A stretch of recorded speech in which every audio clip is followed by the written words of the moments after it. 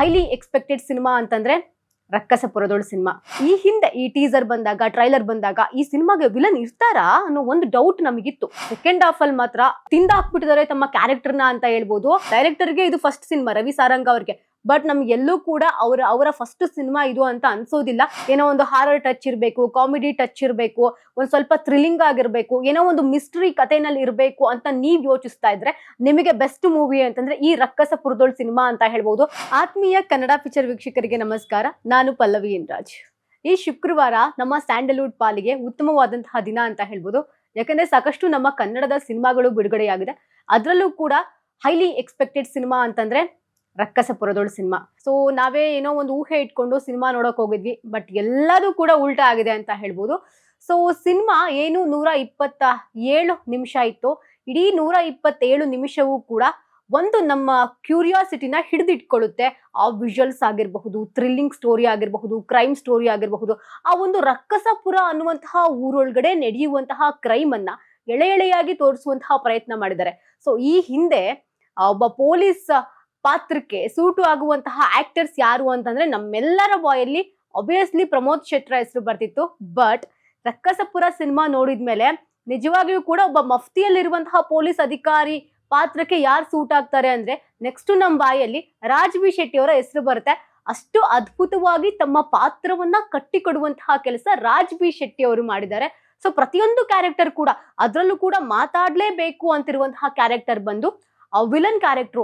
ಅಂದ್ರೆ ವಿಲನ್ ಇಷ್ಟೊಂದು ಅಗ್ರೆಸಿವ್ ಆಗಿ, ಇಷ್ಟೊಂದು ರಾ ಆಗಿ, ಅಂದ್ರೆ ಅವ್ರಿಗೆ ಯಾವುದೇ ಒಂದು ಬ್ಯಾಕ್ ಗ್ರೌಂಡ್ ಇಲ್ಲ, ಸಿನಿಮಾದ ಬ್ಯಾಕ್ ಗ್ರೌಂಡ್ ಇಲ್ಲ, ಅಥವಾ ಏನೋ ಒಂದು ಮಾಡ್ಕೊಂಡು ಬಂದಿಲ್ಲ ಸಿನಿಮಾಗೆ.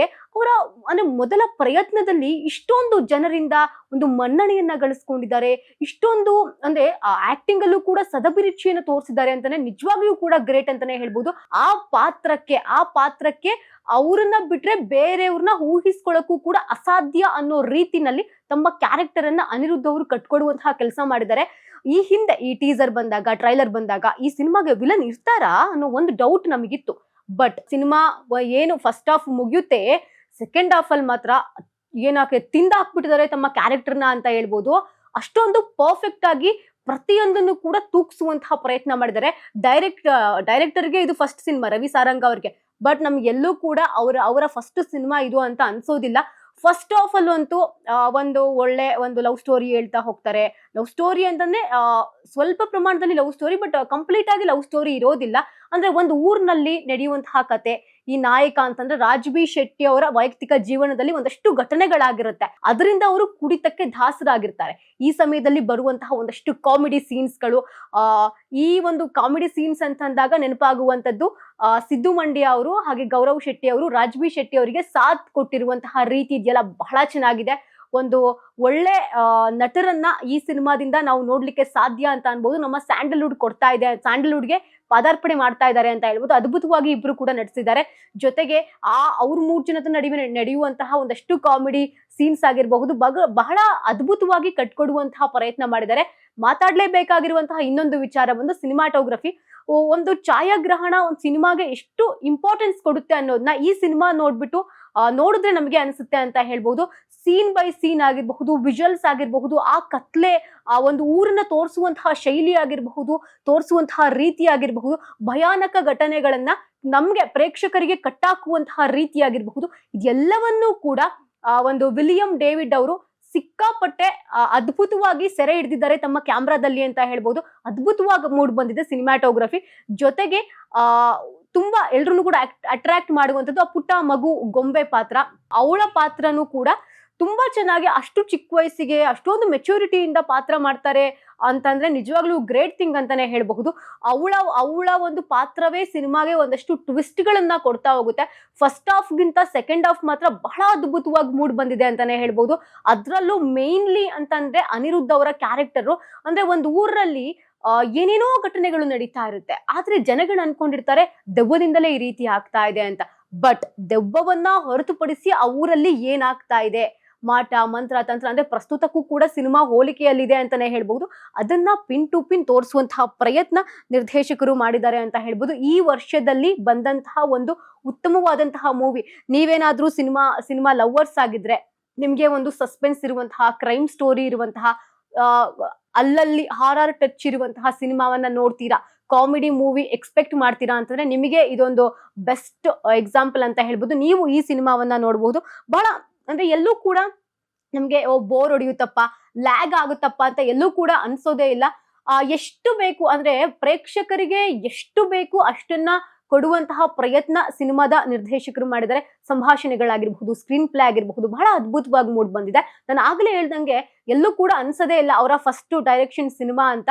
ತುಂಬಾ ರಿಚ್ ಆಗಿ ತೋರಿಸುವಂತಹ ಪ್ರಯತ್ನ ಮಾಡಿದ್ದಾರೆ ಅಂತ ಹೇಳ್ಬೋದು. ಅದು ಕೂಡ ಪ್ರೊಡಕ್ಷನ್ ಹೌಸ್ ಸಪೋರ್ಟ್ ಕೂಡ ಇದಕ್ಕೆ ಬೇಕು. ತುಂಬಾ ರಿಚ್ ಆಗಿ ಮೂಡ್ ಬಂದಿದೆ ಸಿನಿಮಾ. ಇನ್ನೊಂದು ಯಾವುದು ನಮ್ಗೆ ಅಷ್ಟು ಬೇಗ ನಮ್ಮ ಮನಸ್ಸನ್ನ ಕದಿಯುತ್ತೆ ಈ ಸಿನಿಮಾದಲ್ಲಿ ಅಂತಂದ್ರೆ, ಮೊದಲನೇದು ರಾಜ್ ಬಿ ಶೆಟ್ಟಿ ಅವರ ಆಕ್ಟಿಂಗು. ಒಬ್ಬ ಪೊಲೀಸ್ ಅಧಿಕಾರಿ ಹೀಗೂ ಇರಬಹುದಾ ಅಂತ. ಯೂಶಲಿ ಪೊಲೀಸ್ ಅಧಿಕಾರಿ ಅಂತ ಬಂದಾಗ ನಮಗೆ ಒಂದು ಎಕ್ಸ್ಪೆಕ್ಟೇಷನ್ ಇರುತ್ತೆ, ಶೇವ್ ಮಾಡ್ಕೊಂಡಿರ್ಬೇಕು, ಅವ್ರ ತಲೆಯಲ್ಲಿ ಕೂದಲಿರ್ಬೇಕು, ಯಾವಾಗ್ಲೂ ಕೂಡ ಯೂನಿಫಾರ್ಮ್ ಅಲ್ಲೇ ಇರ್ಬೇಕು, ಅವ್ರ ಕೈಯಲ್ಲಿ ಲಾಠಿ ಇರ್ಬೇಕು, ಒಂದು ಗನ್ ಇರ್ಬೇಕು ಅಂತ. ಬಟ್ ಇಲ್ಲ, ಈ ಸಿನಿಮಾದಲ್ಲಿ ಪೊಲೀಸ್ ಅಧಿಕಾರಿಯನ್ನೇ ಬೇರೆ ರೀತಿಯಾಗಿ ತೋರಿಸುವಂತಹ ಪ್ರಯತ್ನ ಮಾಡಿದ್ದಾರೆ. ಆ ನಂತರದಲ್ಲಿ ಒಂದು ಹೆಡ್ ಮಾಸ್ಟರ್ ಕ್ಯಾರೆಕ್ಟರ್ ಆಗಿರಬಹುದು, ಅದು ಕೂಡ ಅದ್ಭುತವಾಗಿ ಮೂಡಿ ಬಂದ್ರೆ ಪ್ರತಿಯೊಬ್ಬರು ಕೂಡ ತಮ್ಮ ಪಾತ್ರಕ್ಕೆ ಜೀವವನ್ನ ತುಂಬುವಂತಹ ಪ್ರಯತ್ನ ಮಾಡಿದ್ದಾರೆ. ಏನೋ ಮಾಡ್ಬೇಕಪ್ಪ ಅನ್ನೋ ರೀತಿಯಲ್ಲಿ ಎಲ್ಲೂ ಕೂಡ ಅನ್ಸಲ್ಲ. ಎಲ್ಲೂ ಕೂಡ ಸಿನಿಮಾ ಬೋರ್ ಹೊಡ್ಸಲ್ಲ ಅಂತ ಹೇಳ್ಬಹುದು. ಇದು ಈ ಸಿನಿಮಾದ ಪ್ಲಸ್ ಪಾಯಿಂಟ್ ಅಂತ ಹೇಳ್ಬಹುದು.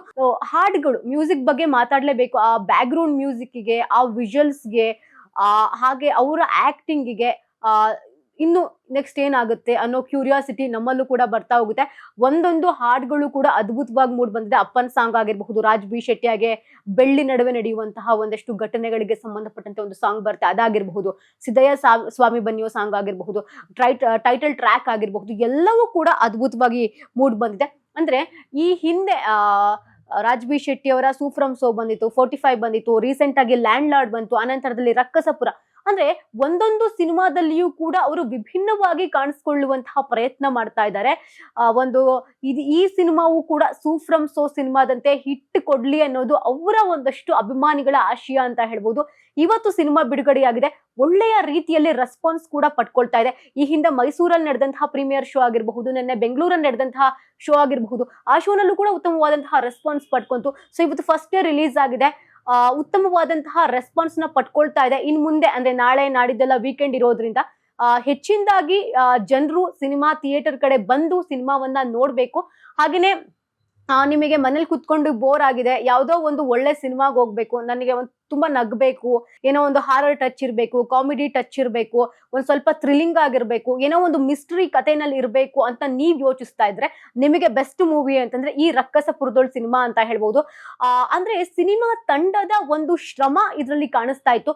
ಅದ್ರಲ್ಲೂ ಕೂಡ ಇನ್ನೊಮ್ಮೆ ನಾನು ಹೇಳ್ತೀನಿ, ಅನಿರುದ್ಧ್ ಅವರ ಆಕ್ಟಿಂಗ್ ಮಾತ್ರ ಬಹಳ ಅದ್ಭುತವಾಗಿ ಮೂಡ್ ಬಂದಿದೆ.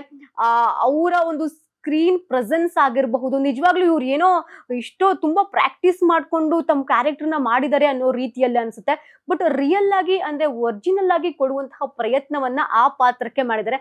ಅವ್ರನ್ನ ಬಿಟ್ರೆ ಬಹುಶಃ ಆ ಪಾತ್ರಕ್ಕೆ ಜೀವ ತುಂಬೋರು ಕಡಿಮೆ ಜನ ಏನೋ ಅನ್ನಿಸ್ತಾ ಇತ್ತು. ತುಂಬಾ ಚೆನ್ನಾಗಿ ತಮ್ಮ ಪಾತ್ರವನ್ನ ಕಟ್ಕೊಡುವಂತಹ ಕೆಲಸ ಮಾಡಿದ್ದಾರೆ. ಸೊ ಇದು ರಕ್ಕಸಪುರದೊಳ್ ಸಿನಿಮಾ ನನ್ನ ಕಣ್ಣಿಗೆ ಕಂಡಂತಹ ಒಂದಷ್ಟು ವಿಚಾರಗಳು. ಸೊ ನೀವು ಕೂಡ ನಮ್ಮ ಕನ್ನಡದ ಸಿನಿಮಾಗಳನ್ನ ಥಿಯೇಟರ್ ನಲ್ಲಿ ಬಂದು ನೋಡಿ ಅಂತ ಹೇಳ್ತಾ ಈ ಒಂದು ವಿಶೇಷವಾದಂತಹ ಸಂಚಿಕೆಯನ್ನು ಮುಗಿಸ್ತಾ ಇದ್ದೀನಿ. ಇನ್ನಷ್ಟು ಹೆಚ್ಚಿನ ಅಪ್ಡೇಟ್ಗಳಿಗಾಗಿ ನೋಡ್ತಾ ಇರಿ ಕನ್ನಡ ಪಿಕ್ಚರ್.